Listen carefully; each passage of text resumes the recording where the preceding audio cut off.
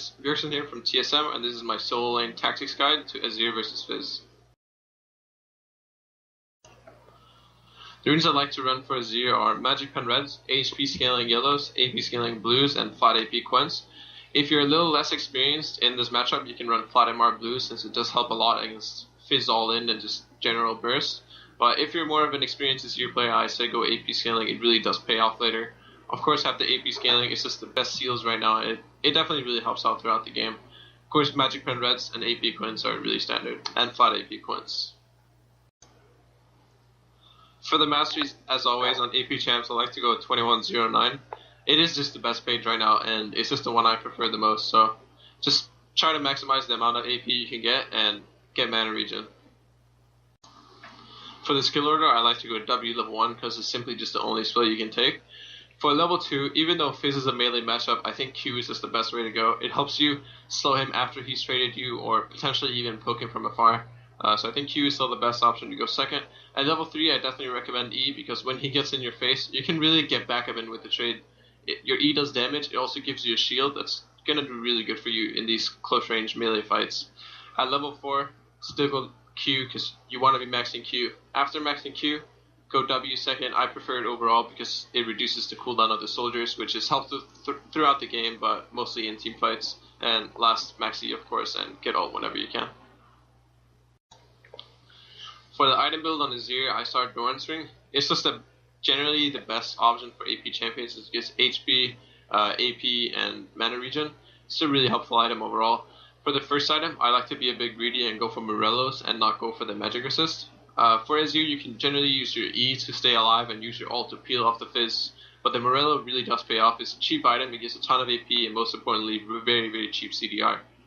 After the Morellos, you can either go for another Morellos, which I do like to go, but if you're not a big fan of that, you can go for Zhonya's, Void Staff, or Deathcap. Zhonya's is actually a really good defensive item against Fizz because he has a lot of spells that are easy to dodge. For example, you can Zhonya's his Fish, you can Zhonya's his E, his Pole, the Trickster. Both of those are very easy to Zhonya's, and it pretty much eliminates like a third of his damage if you do so. So one Morellos into possibly another Morellos. Other than that, Zhonya's, Deathcap, Void Staff in whatever order you like.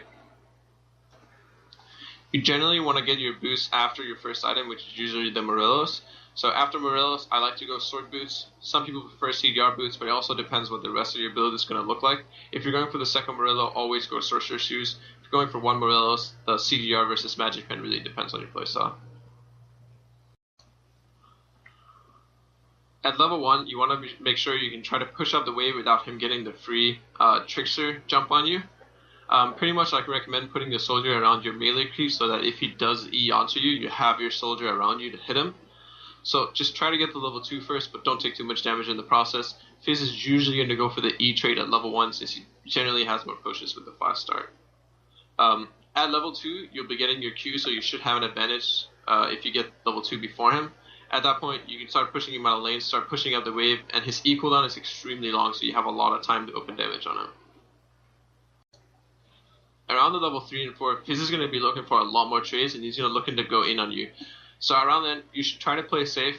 Remember to use your E at the right time. If he goes in on you, you can either use it on his initial Q and get your knockup damage and shield there, or you can wait after he's used his combo and chase with your QE.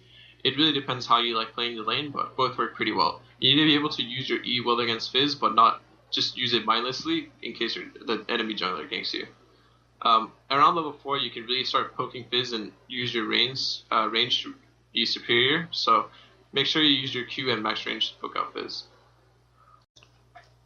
At this point, Fizz E is going to start doing a lot of damage, so the only real way he can win the trade is if you let him get the Q range into the E trade, or if you let him engage with you with E. So again, just stay at max range.